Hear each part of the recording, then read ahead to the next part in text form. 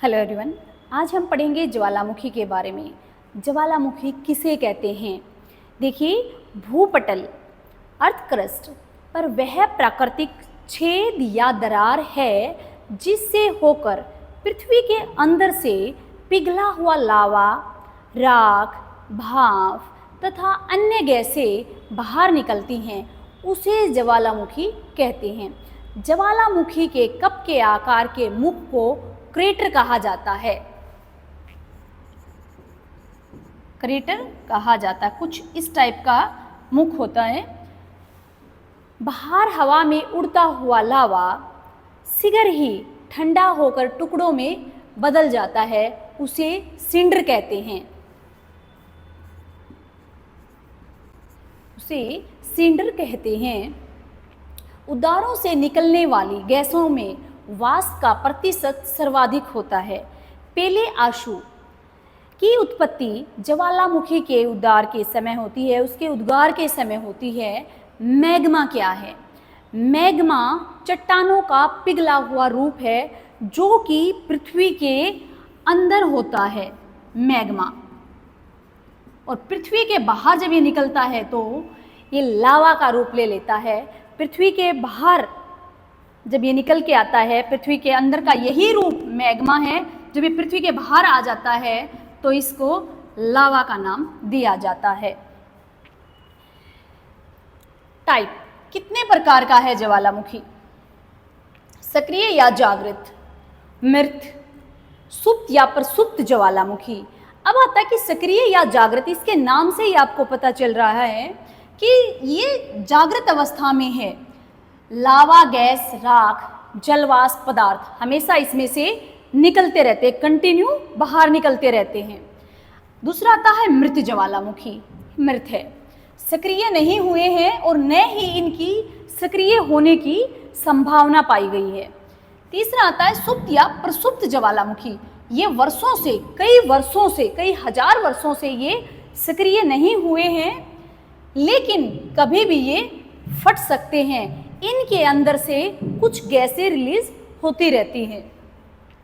ज्वालामुखी के अंदर लावा, गैस तथा जलवाष्प का उद्गार होता है। भारत में ज्वालामुखी कहाँ पर है? भारत में ज्वालामुखी बैरन ज्वालामुखी, जो बैरन द्वीप, अंडमान निकोबार द्वीप समूह के मध्य है, अंडमान के पूर्व में स्थित है।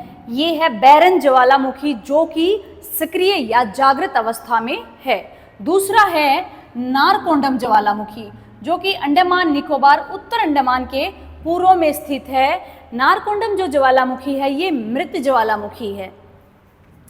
अब आता है कि वोल्केनिक जो है कि ज्वालामुखी से खतरा क्या है, हमें क्या खतरा है? ज्वालामुखी राख से सांस से संबंधित बीमारियां होती हैं। ज्वालामुखी फटने से क्या होता है? ज्वालामुखी जब फटता है तो उसके अंदर से खतरनाक गैस, राख, लावा और चट्टानें निकलती हैं जो कि विनाशकारी होती हैं।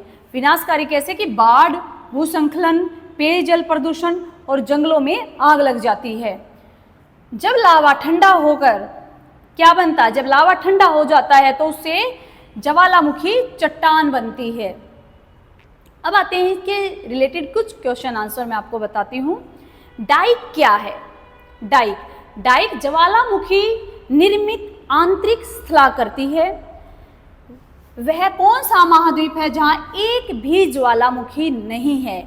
ऑस्ट्रेलिया महाद्वीप है जहां पर एक भी ज्वालामुखी नहीं है। अग्निवलय किसे कहा जाता है? अग्निवलय प्रशांत परिमेखला को कहा जाता है। ज्वालामुखी में जलवाष्प के अलावा मुख्य गैसें कौन सी होती हैं? Carbon dioxide, hydrogen, nitrogen. विश्व की अधिकांश सक्रिय ज्वालामुखी कहाँ पाए जाते हैं? विश्व के अधिकांश सक्रिय ज्वालामुखी कहाँ पाए जाते हैं? नवीन मोड़दार पर्वतीय क्षेत्रों में पाए जाते हैं। अगला क्वेश्चन है, किसे प्रकृति का सुरक्षा वालों कहा गया है? ज्वालामुखी को प्रकृति का सुरक्षा वालों कहा गया है। क्रेटर या कालडोरा स्थलाकृतियां किससे संबंधित हैं? ज्वालामुखी से ही संबंधित हैं। ज्वालामुखी की सक्रियता अधिक पाई जाती है जापान में। संसार का सर्वाधिक सक्रिय ज्वालामुखी किलायू। विश्व का सबसे ऊंचा सक्रिय ज्वालामुखी है कोटोपैक्सी, जो कि इक्वेडोर में है। स्ट्रोम्बोली किस प्रकार का ज्वालामुखी है? जागृत ज्वालामुखी है। फ्यूजियामा किस देश का ज्वालामुखी पर्वत है? जापान का। किस ज्वालामुखी को भूमध्य सागर का प्रकाश स्तंभ कहा जाता है? स्ट्रोम्बोली को भूमध्य सागर का प्रकाश स्तंभ कहा जाता है। विसुवियस ज्वालामुखी किस देश में है? इटली में है।